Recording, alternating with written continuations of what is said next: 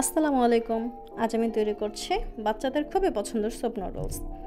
এটা খুবই টেস্টি হয় এবং স্বাস্থ্যকরও, আর খুব অল্প সময়ে তৈরি হয়। আমি শুরুতে দিয়ে দিচ্ছি 2 কাপ পরিমাণ পানি।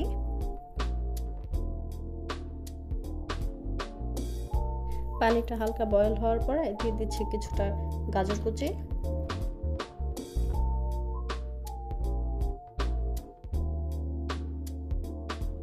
দিয়ে দিচ্ছি সামান্য পরিমাণ লবণ,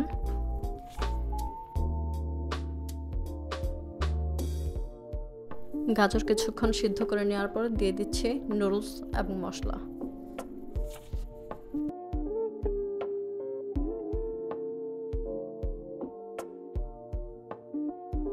দিয়ে দিচ্ছি সামান্য পরিমাণ বাটার।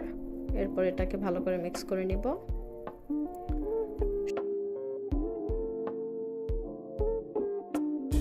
যখন সবকিছু প্রায় সিদ্ধ হয়ে আসবে তখন একটা ডিম অ্যাড করে দিব।